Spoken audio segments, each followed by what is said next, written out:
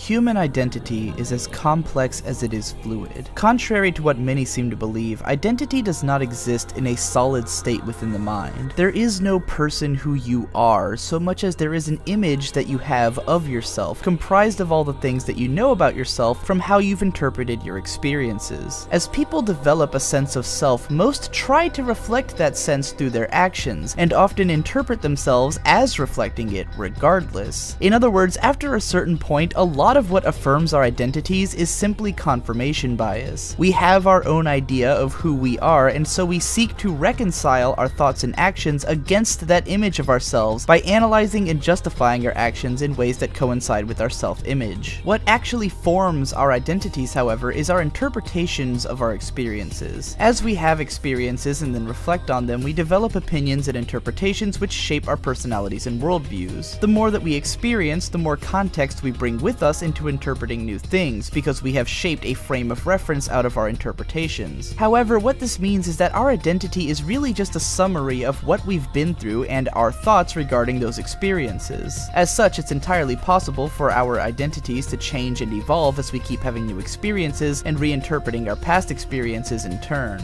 A lot of psychology is about contextualizing ourselves by way of our past. For instance, if I were depressed, I might look at my past and try to figure out what experiences may have given me the frame of mind to feel that way. I choose experiences which seem to logically flow to the right conclusion, and then that line of reasoning informs my identity. However, it is possible that I might later recontextualize the very same events as something that led to my happiness if I became happy later. It's sort of like how we say that we wouldn't change anything about our past because all of it led up to becoming the people we are today. But we're only saying that because we identify with our current self. If things really had been different and we had come out as a different person, we'd still be saying, as that other person, that we wouldn't want to change anything about our past. If I were blindsided by a realization today which completely changed my worldview and recontextualized my experiences, it would alter my sense of self, no matter what I think. In Garan no Do, Shiki becomes hollow. Her sense of self perishes when she wakes up after a 2-year coma, during which one of her two personalities was killed. Shiki had always identified with her duality as two different Shikis within one body. With the loss of one personality, she loses her identity and finds herself empty. Her memories no longer seem to lead up in a clear line from who she was before to who she is now. It would be like if you went to bed a fervent and passionate Christian, but when you woke up in the morning you suddenly had no faith whatsoever. It would be impossible to reconcile what you previously knew about yourself against what you have become, and without something new to identify yourself with, you would lose any idea of who you are. Aozaki Toko is a woman with a fluid identity. She doesn't have any one version of herself which she considers to be the real version, but is able to alternate between different selves depending on the situation. Everyone necessarily does this to some extent, as once again, our selves do not exist in a solid state within our minds, so much as they do react to the context of a situation by processing information against past experiences. Most of us do have some sense of consistency within our thoughts and actions, but we can act completely different depending on the situation. For instance, at home, my brother Victor has a short temper, is lazy, and spews vulgarity, but when he's working on a film set, he's friendly, takes charge of the situation, and exhibits professionalism. It's not that he's consciously trying to be someone he's not in one situation or the other. His brain simply interprets those settings differently and reacts accordingly, creating multiple versions of his personality. Toko is able to switch between her different modes deliberately and consciously, which is a powerful tool to have. I can relate to both Shiki and Toko in this case. While I've never had full-on multiple personalities before, there have been versions of myself which I've deliberately tried to suppress and kill. The version of me who was a depressed and lonely crybaby. The version of me who is terrified of other people and what they think. The version of me who is lazy and doesn't give a fuck about anything. It takes a conscious effort to be sure that I never fall into any of those modes, and that those modes slowly become erased from my sense of self. Through therapy, medication, and self-reflection, I taught myself how to eliminate the version of me who would buckle under pressure and become depressed by constantly forcing myself to change out of that mode as fast as possible. Nowadays, when I get depressed even briefly, I can do something as small as changing the music I'm listening to and completely kill the transition into that version of myself. It's gotten to be so rare that I feel depressed at all that I don't even identify with depression anymore in the slightest. I've learned how to switch on my professionalism and drive just by thinking about what needs to be done and convincing myself to slip into that mode. In this way, I've sort of taken control over my identity. I've decided on a certain way that I want to identify myself, and I've contextualized my past and present and governed my reactions so that all of them work in helping to fortify that identity. Toko muses towards the end of the film about how lucky Shiki is to be completely empty, because it means that she gets to build her identity from the ground up. Because of this, Shiki can carefully build an identity which suits her and contextualize all of her experiences as she sees fit. Up until the film's end, she doesn't seem to know how to place her memories of Mikia, but in the final scene, she seems to make a deliberate decision about what he means to her and how he fits into her life. She does the same with regards to Toko when she decides to come work for her. She determines her rationale for why the other Shiki sacrificed himself and decides what kind of person she wants to be. There's an interesting symbolic undercurrent in this film about the nature of influence as well. Because Shiki is hollow, all sorts of thoughts, represented as sort of spiritual monsters, are trying to invade her body. This is a metaphor for how, as we shape our identities throughout our lives, we are constantly absorbing elements of our surroundings into ourselves. Or rather, a lot of the thoughts of those around us, such as our parents, friends, and society, are forcefully pushed inside of us until we are filled with the ideas of others, contextualized against one another within ourselves. Toko seems to equate self-actualization with the ability to determine what kind of person you want to be and forcibly contextualize all of your experiences into something that creates your ideal self. The hospital setting works especially well in this film, as there are few things which can disturb your sense of self more than suffering a major injury or illness. Being stuck in a hospital pulls you out of your life. It takes you away from everything that you associate yourself with, and as time wears on, injury and illness can slowly come to define you. After all, if you spend 2 years in a hospital, you would not likely identify as a student anymore as much as you would identify as a patient. Hospitals are a place where the sense of self withers, and where you can easily forget about the person that you were, or were on the path to becoming, until you finally get to be that person again later. For this video, I'd like to try something a little different and pose a question to you viewers in the audience. How clearly do you have a sense of who you are? Do you think that your actions are typically consistent with how you see yourself? Is there a person that you want to see yourself as, and if so, how are you taking steps to become that person? Alternatively, do you have difficulty reconciling the person you see yourself as against the person that you want to see yourself as? Personally, my sense of self has always been kind of loosely defined, but in recent times I've been trying to create a firmer sense of self and take actions to reflect it. However, I often have difficulty reconciling my tendency towards callousness, manipulation, and wastefulness against my ideals as someone who cares about others in the world around me. I'll be interested in hearing about your sense of self in the comments below.